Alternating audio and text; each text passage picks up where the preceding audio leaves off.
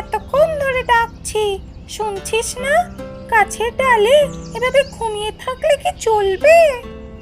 আরে টুনটুনি, সকাল সকাল এত হইচই কিসের? আজ তো আকাশ ভরা মেঘ। তোর কি আবার কোনো নতুন প্ল্যান? আরে আজ বৃষ্টি হবে নিশ্চিত।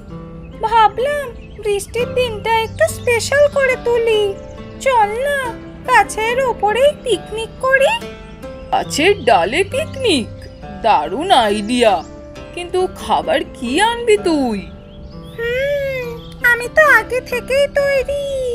তেঁতুল পাতা দিয়ে বানিয়েছি ঝাল আচার, মধু পাতা থেকে এনেছি মিষ্টি, আর আছে পাকা জাম। ও মা, আমার তো জিভে জল এসে গেল। আমি এক কাজ করি, পাশের গাছে একটু আগে গিয়েছিলাম, সেখানে আম কুড়িয়ে রেখেছি, নিয়ে আসি এখনই। দারুণ! আমরা বৃষ্টির শব্দ শুনতে শুনতে খাওয়া, গান আর গল্প করব। আর আমি তো একখানা ছাতা পাতা নিয়ে এসেছি। বৃষ্টিতে ভিজবো না, কিন্তু ঠান্ডা হাওয়ায় শীষ দেব। তোর ছাতা দেখে কাকেরা হিংসে করবে, বুঝলি? কাকেরা তো সব গম্ভীর, মজা করতে জানে না কি তারা? আচ্ছা বল তো, এই বৃষ্টির দিনে তুই কি গান গাইবি?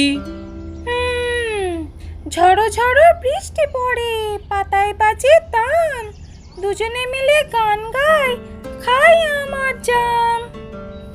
বাহ বাহ, কবিতা, গান আর খাওয়া, তোর সঙ্গে পিকনিক মানেই তো উৎসব। তাই তো বলি, আমার মতো বন্ধু পেলে বৃষ্টির দিনেও রোদ উঠে যায় মনের মধ্যে। ঠিক বলেছিস টুনটুনি, আজ আমরা শুধু খাওয়াই করব না, পুরো বনের পাখিদেরও ডাকবো। হোক না একটু ছোট্ট বন পার্টি? হ্যাঁ, সব পাখিকে ডাকি। ময়না, শালিক, দোয়েল, কাঠঠোকরা, সবার জন্য কিছু না কিছু আছে। এবার তো বুঝি মেঘও থেমে থাকবে না, দেখিস বৃষ্টির ফোঁটারাও আমাদের সঙ্গে নাচবে।